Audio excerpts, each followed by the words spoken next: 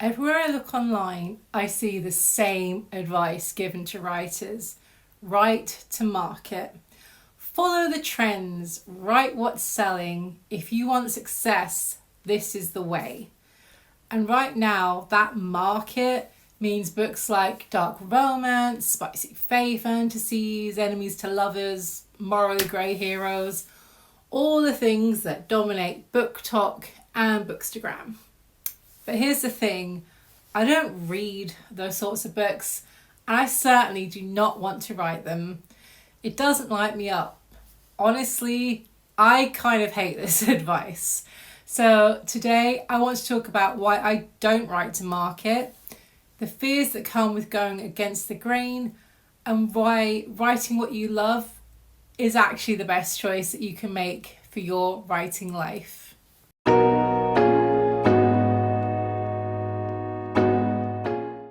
Hey, hi, hello, and welcome back to my channel. If you're new here, my name is Melanie Steele, and I write all things cozy. My latest book, the Cozy Living Collection, is out now, and my upcoming cozy fantasy novel, The Lunar Quartz Library, will be published in autumn 2025. Before we begin, I want to make it clear that while I don't read or enjoy spicy or dark fantasy books that I feel dominate the market, I 100% support those of you that do. This video is just more about highlighting the fact that there are other books and audiences that exist, and that these types of books, the spicy books, are not the be all and end all of publishing, even though it feels that way sometimes. So first, let's define what writing to market actually means. Writing to market basically means studying what's currently popular and tailoring your book to fit that demand. Now that makes sense from a business point of view, right? If fantasy romance with spicy fae princes is selling, then why not write your own version of it?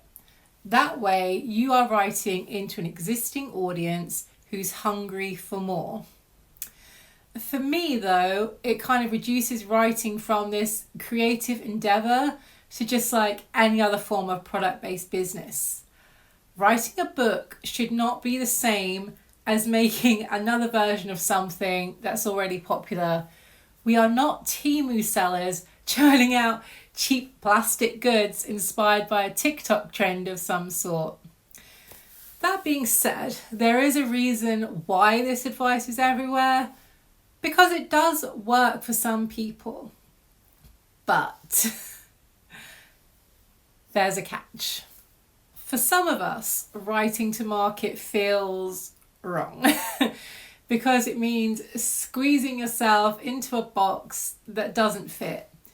Maybe you don't want to write a fae romance, or maybe like me, you don't even like spice. You'd rather write quiet stories about friendship or cozy magical worlds, where the biggest stake is whether the village festival will happen. That's me. My heart belongs to cozy fantasy, to gentle magic, to stories that feel like a warm cup of tea. So when I hear write to market, it feels like someone is just telling me to give up the books of my heart and just produce content. And honestly, that kills the joy of writing for me. It makes it feel like a job that I did not sign up for. But here's where it gets hard, because if you don't write to market, you're left with this fear. The fear that no one will read your book. The fear that you are just wasting your time writing something people do not want. The fear that all those trendy authors will succeed and you'll be left behind. And let me be really honest, I feel that fear too. When I see how quickly these kind of fae, dark, fantasy romances, whatever, blow up on Bookstagram, and when I see yet another spicy reads group recommended to me on Facebook, there's a voice in my head that says, maybe you should just write one. Maybe that is the only way to be seen. I'm in a group on Facebook, an author group, where pretty much all of the authors making six figures, or at least claiming to, are essentially writing smut. Even they will tell you that that is what sells, and they can churn it out because after their first few books of writing this, they've nailed the formula. It's just rinse and repeat. But then I remember chasing trends is exhausting. And by the time you've written a book to match the current hype, the market has potentially moved on. Maybe possessive Fae Kings have finally had their day and now it's some other sort of fantasy taking the top spot, who knows. And then you're stuck with a story you never really loved in the first place. Not writing to market does not mean no one will read your book. It means the right people will find you and read your book.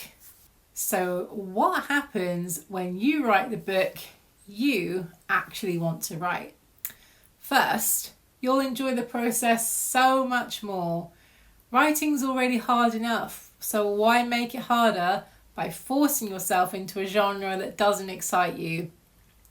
I could not in good conscience write any sort of spice. Honestly, it makes me cringe so hard. I just could never do it. Second, you'll attract loyal readers, not just readers who are looking for their next fantasy fix, but readers who love you, who connect with your voice, your themes, your style. Those are the readers that stick with you for the long term. They are out there. And third, you'll create books that actually stand out. Because let's face it, the market does not need another copy-paste version of what's already selling. What it does need is your unique voice. When I think back to the books that built me, they were all about friendship and belonging and more of a kind of quiet magic. And that's exactly what I want to create now. And I believe that the readers who need that kind of story will find me. So here's the reframe I want to leave you with. Instead of thinking as writing to market, think of it as writing to your market. Your market might not be the biggest one, but it is the one where your readers are waiting. The people who love cozy fantasy, gentle romance, or kind of slow lyrical books about the sea, whatever it is you write, there is always a market for it. Trends will fade, but niches last. And when you write from your own joy, that passion shows on the page. Readers feel it. That's what builds a sustainable writing life. So yes, writing to market might make sense for some writers, but it's not the only path to success. You are allowed to write the stories that light you up, that make you want to come back to your desk day after day just to keep writing. And if you've been feeling that pressure to chase trends, I hope this video is your permission slip to resist, to follow your heart instead of the algorithm. Because the truth is, the world doesn't need more of the same. It needs your story. If this resonated with you, please let me know in the comments. I would love to hear what kind of book you're writing and whether you feel this same pressure that I have felt. And if you want more cozy writing encouragement, don't forget to subscribe if you haven't already. Until next time, keep writing, keep dreaming, and stay cozy. Bye.